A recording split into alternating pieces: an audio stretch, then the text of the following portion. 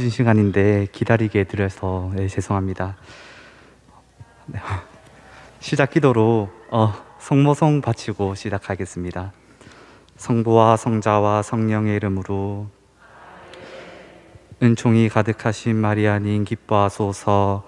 주님께서 함께 계시니 여인 중에 복되시며 태중의 아들 예수님 또한 복되시나이다. 이제와 저희 주님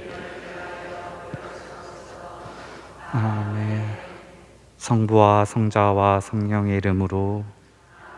네.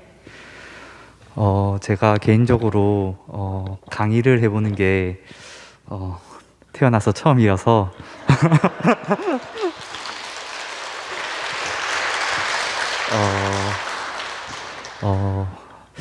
많이 부족할 수 있습니다. 하지만 또 이 시간 여러분들한테 조금이라도 도움이 됐으면 좋겠다는 마음으로 네, 한번 준비해봤습니다.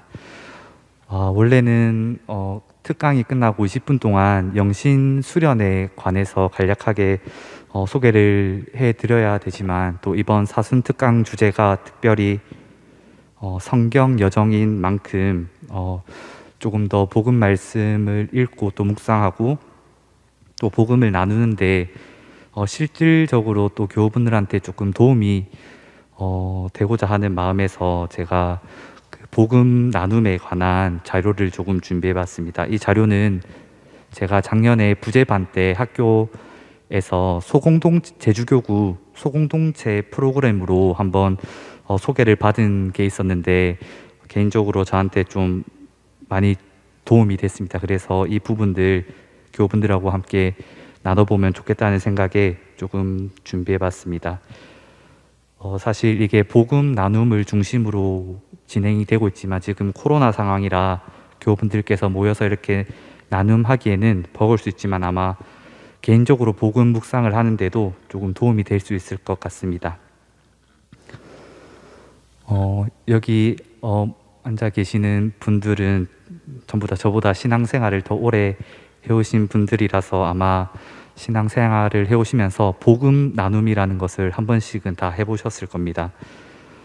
그런데 적지 않은 교우분들이 이 복음 나눔에 있어서 좀 어려움을 가지고 있고 또 사람들 앞에서 자기가 복음을 읽고 느낀 거를 이렇게 나누는 것 자체를 약간 부담스러워 하시는 분들도 생각보다 많다라는 것을 느꼈습니다. 그리고 또 내가 이렇게 복음 나눔을 하면서도 이게 제대로 하고 있는 건지 이렇게 의문이 들어서 자신이 없다고 하시는 분들도 있고 성경을 아무리 읽고 묵상을 해도 자기 삶에 이렇게 가까이 다가오지 않는다라는 분들도 있었습니다. 그래서 오늘 이 시간에는 제가 준비한 복음 본문을 하나를 두고 만약 복음 나눔을 한다면은 어떻게 읽고 나눌 것인가를 한번 상상하시면서 이번 강의 들어주시면 좋을 것 같습니다.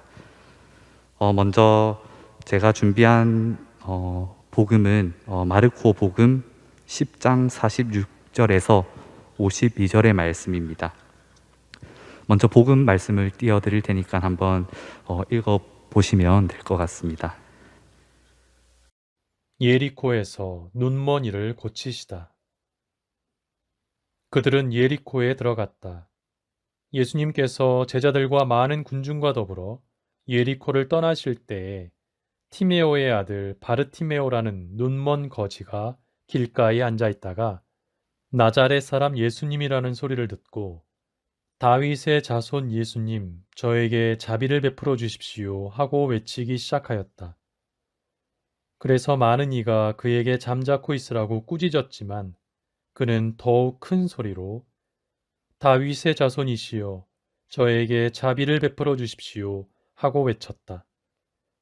예수님께서 걸음을 멈추시고 그를 불러오너라 하셨다. 사람들이 그를 부르며 용기를 내어 일어나게 예수님께서 당신을 부르시네 하고 말하였다. 그는 겉옷을 벗어던지고 벌떡 일어나 예수님께 갔다. 예수님께서 내가 너에게 무엇을 해주기를 바라느냐 하고 물으시자 그 눈먼이가 스승님, 제가 다시 볼 수 있게 해주십시오 하였다.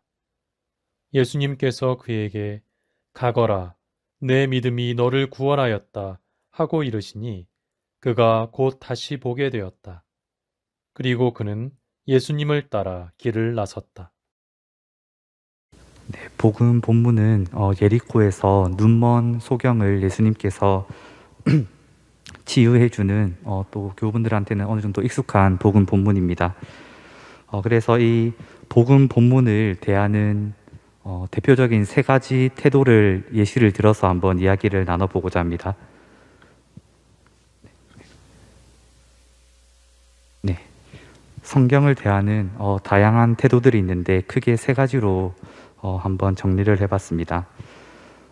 사실 복음 말씀을 읽고 또 그 체험을 나누는 것은 뭐 어떤 방법이 됐든 당연히 가치가 있고 또 소중한 일이지만 제가 오늘 이 시간을 통해서 제일 강조를 하고 싶은 부분은 복음 말씀을 읽고 예수님과 인격적인 체험을 하는 것을 저는 제일 강조를 드리고 싶습니다. 그래서 우리가 성경을 대하는 태도가 평소에 어떠했는지 세 가지 태도를 보고 한번 자기 교분 스스로를 한번 돌아보면 좋을 것 같습니다. 첫 번째로 자신의 삶을 뒤돌아보는 거울 같은 성경입니다. 네. 그림을 보시면 어떤 사람이 성경을 바라보고 있습니다. 근데 그 성경을 바라보는 표정이 어떠합니까? 네. 표정이 상당히 침울한 표정으로 성경을 바라보고 있습니다. 그런데 여기서 흥미로운 점은 성경 역시 좀 침울한 표정을 짓고 있습니다. 그림이 의미하는 바는 이 성경을 바라보는 사람의 삶이 성경에 그대로 반사돼서 나타난다는 것입니다. 보통 이런 태도로 성경을 읽고 또 복음 말씀을 나누는 사람들은 보통 이렇게 복음 나눔을 합니다. 예시로 한번 읽어보겠습니다. 복음 본문은 방금 예리코에서 소경 눈먼 이를 고쳐주는 복음을 읽고 하는 복음 나눔이라 생각하시면 되겠습니다. 복음을 읽고 나눔을 합니다. 얼마 전에 대학을 졸업하고 취업 준비 중인 아들이 컴퓨터 앞에서 계속 게임을 하고 있어서 참고 참다가 끝내 화를 내면서 컴퓨터를 꺼버리고 취직은 못하면서 집구석에서 게임이나 할 것이면 당장 집을 나가라 라고 소리쳤더니 아들이 집을 나가버리고 그날 밤에 돌아오지 않아서 걱정을 많이 했습니다. 누구보다 많이 힘들 터인데 좀 좋게 타이를 것을 하는 생각도 들었고 다음 날 아들이 돌아왔을 때 다행이다 싶은 마음이 들고 아들 녀석이 건강하게 잘 지내고 있다는 것에 감사하다는 생각이 들었습니다. 이상입니다. 어떻습니까?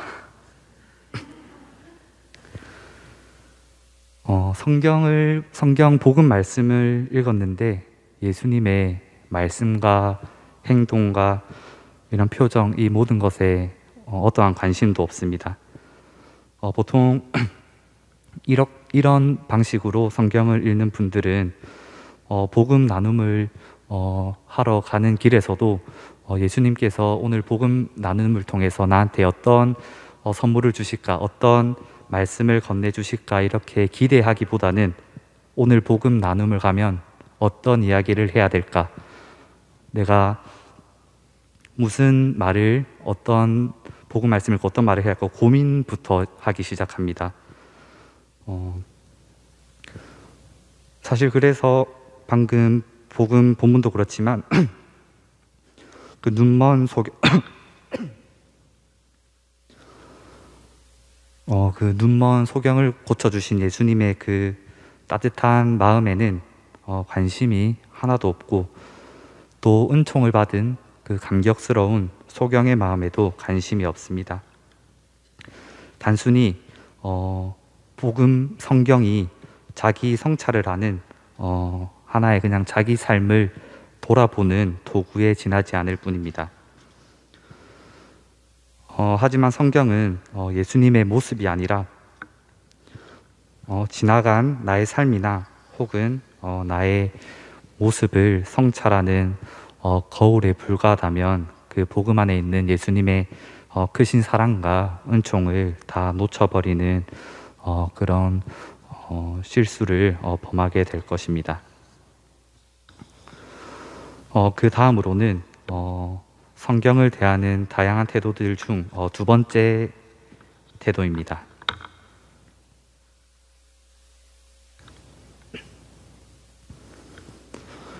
네, 열심히 공부해서 더 많이 알아야 하는 교과서인 성경으로 바라보는 경우입니다. 두 번째 그림을 보면은 복음이 하나의 창으로 보입니다. 그래서 그 창 사이사이에는 히브리어와 또 알지 못하는 그림들이 막 나와 있습니다. 성경 안에서 예수님과 인격적으로 만나는 것이 아니라 한 발짝 멀리 떨어져서 마치 창문을 통해 보면서 성경을 학적으로 그냥 배우는 하나의 교과서, 그리고 그렇게 예수님과 당시의 문화와 역사적인 사실을 알아야만 예수님을 알 수 있다고 생각하는 태도입니다. 보통 이런 식으로 성경을 대하는 분들은 복음 나눔을 할 때 또 이렇게 합니다. 예를 들어서 또 소개를 해드리겠습니다. 이 나눔은 눈먼 소경에 관한 나눔은 아니고 나병 환자에 관한 복음을 읽고 나눴다고 가정하고 한번 소개를 해드리겠습니다. 이스라엘 사람들은 나병에 걸리면 죄를 지었거나 사탄이 들린 부정한 자로 선고되어 촌락에서 내쫓겨 살아야 했고, 심지어 나병 환자를 보기만 해도 점령된다고 믿었습니다. 그래서 나병에 걸리면 머리를 삭발하고 거리를 다닐 때 스스로 부정한 자라고 소리쳐야 했습니다. 율법에 나병의 치유 여부는 사제만이 확인하도록 되어 있었기 때문에 예수님께서 사제에게 몸을 보여 치유되었음을 확인받도록 한 것입니다. 오늘날에도 나병에 걸린 사람들이 많이 있는데 예수님께서 치유의 은총을 베풀어 주시기를 기도합니다. 이상입니다. 어떻습니까?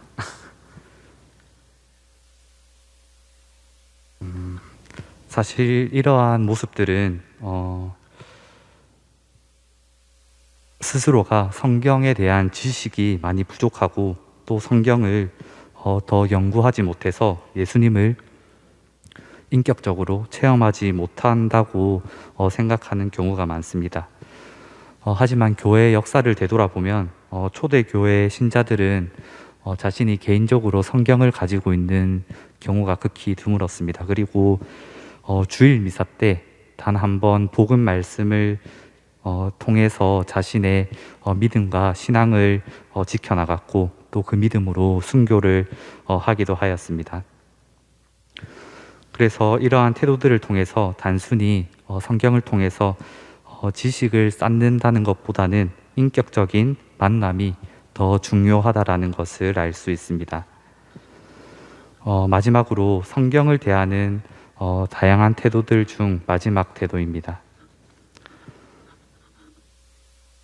예수님을 만나서 친교를 나누는 열린 문의 성경입니다. 그림을 보시면 복음 성경이 반으로 나눠지면서 마치 하나의 열린 문과 같이 보입니다. 이 열린 문을 통해서 우리는 예수님과 인격적인 만남을 가집니다. 앞서 소개해드린 예수님께서 눈먼 소경에게 다가갔을 때 그 장면을 묵상하면서 그분의 표정, 그리고 소경에게 다가갔을 때 소경이 느꼈던 감정들, 그리고 다가가셨던 예수님의 마음은 어떠했을까 생각하고 묵상하는 것입니다. 그래서 그 안에서 내 마음에서 자연스럽게 피어오르는 그 크신 감사함을 느끼고 그 사랑을 어떻게 다른 이웃에게 실천할 수 있을까를 고민하는 것입니다.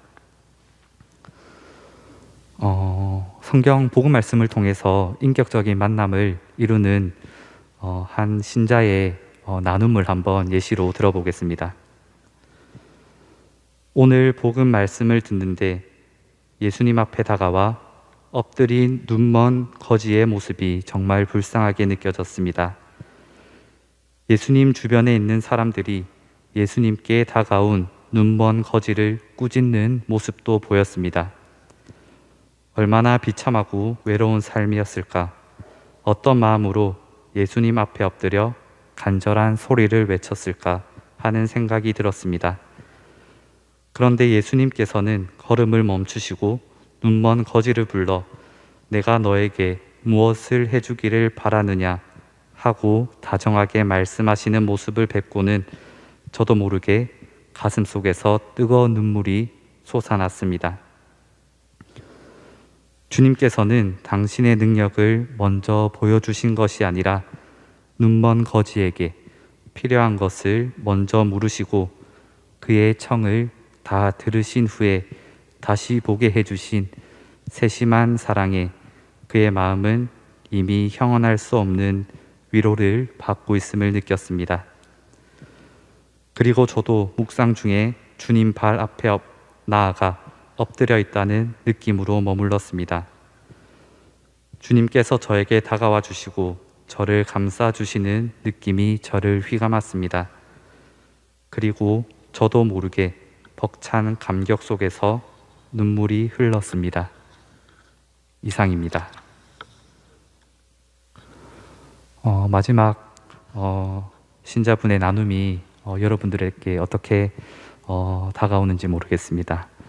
하지만 적어도 마지막으로 나눔을 했던 이 신자의 솔직한 고백은 단순히 내가 과거에 겪었던 일을 회상하는 게 아니라 당장 이 복음을 읽고 나누는 자리에서 예수님이 나에게 들려주시는 그 따뜻한 느낌, 또 예수님의 모습, 그리고 예수님이 만난 사람들의 감정을 이야기할 수 있었다는 것입니다. 그래서 복음 말씀을 읽고 인격적인 만남을 통해서 예수님과 그 깊은 만남을 할 수 있다면, 체험할 수 있는 자리가 될 수 있다면 아마 복음을 읽고 묵상하는데 기쁨이 넘칠 수 있을 것입니다.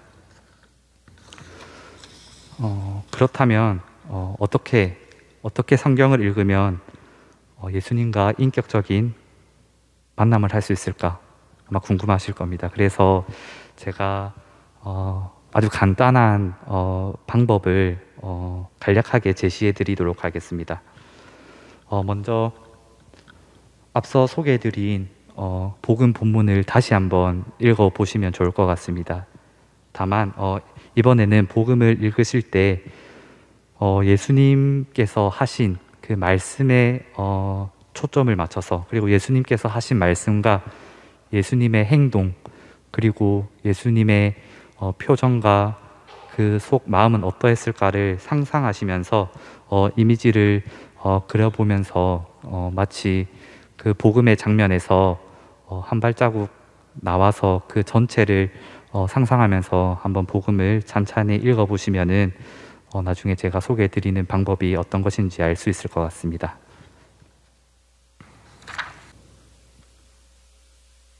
예수님께서 하신 말씀이 몇 개가 있지만 나에게 가장 다가오는 말씀을 선택해서 그 말씀을 반복해서 되뇌이는 겁니다. 마음속으로.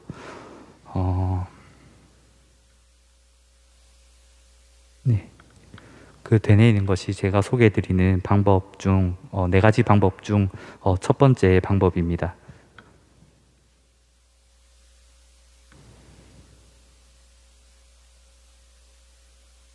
제가 왜 예수님의 말씀을 반복해서 읽고 되뇌어야 하고 말씀을 드렸냐면은 예수님께서 하신 말씀을 통해서 과연 예수님이 어떠하신 분이신지를 마음속으로 상상을 해보는 겁니다. 그리고 내가 생각했던 예수님이 복음 안에 등장하는 인물들과 어떤 관계를 맺고 있었는지를 상상하는 겁니다.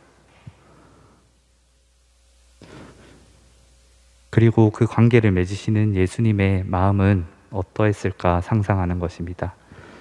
제가 예시로 한번 제 나름대로 한번 정리를 해봤습니다. 앞서 제가 말씀드렸듯이 예수님께서는 눈먼 소경한테 아무 말도 하지 않고 그냥 당신 마음대로 그냥 충분히 눈을 뜨게 해주실 수 있었지만은 굳이 그 눈먼 이를 불러서 내가 너에게 무엇을 해주기를 바라느냐 하고 직접 물으십니다. 만약 이 말씀이 내 마음에 와닿았다면 계속 이 말씀을 되뇌이다 보면 예수님께서는 말씀을 들어주시는 분이라고 내 마음속에서 그렇게 예수님을 느낄 수 있을 것입니다. 그리고 또 예를 들어서 방금 소개해드린 본문에서 예수님께서는 걸음을 멈추시고 그를 불러오너라 하셨다 라는 말씀이 내 마음에 머물렀다면 예수님께서는 기다려주시는 분이라고 그렇게 다가올 수도 있겠죠. 그리고 또 예수님의 말씀뿐만 아니라 예수님께서 걸음을 멈추시고 그를 불러오너라 하고 말씀하셨더니 처음에는 그 눈먼 소경을 꾸짖던 군중들이 그를 다시 부르면서 용기를 내어 일어나게 예수님께서 당신을 부르시네 라는 말을 통해서 이 공동체가 변화한다는 것을 느낄 수도 있을 것입니다. 그러면 예수님께서는 소외된 이들에게 관심을 가지시는 분 혹은 공동체의 변화를 이끌어내시는 분이라고 느낄 수도 있을 것입니다. 그리고 내가 생각한 예수님이 복음에 등장하는 인물들과 어떤 관계를 맺는지를 다시 한번 묵상해 보는 것입니다. 복음에서는 특별히 저는 소경과 관계를 맺는 예수님을 상상하면서 소경한테 다가갔을 때 예수님이 어떤 마음으로 다가갔을지를 상상하면서 묵상을 해보는 것입니다.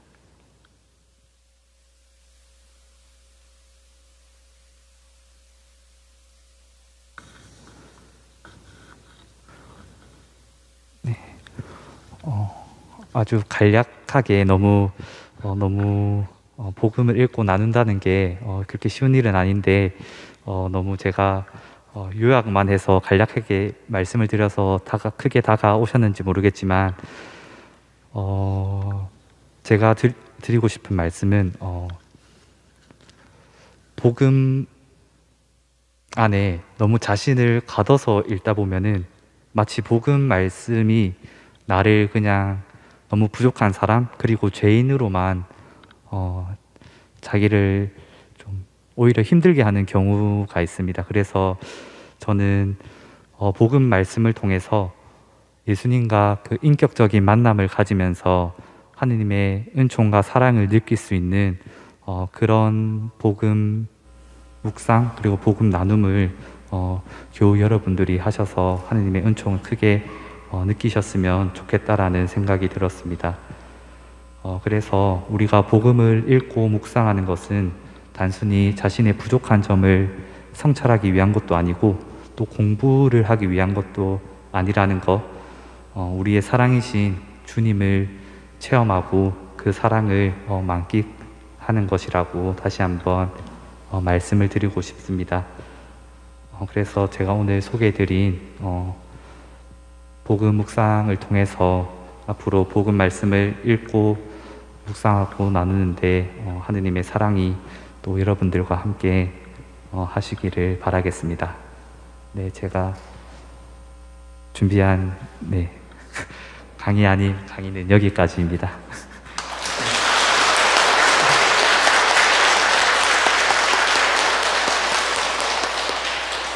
네, 그럼 영광송으로 마치도록 하겠습니다. 영광이 성부와 성자와 성령께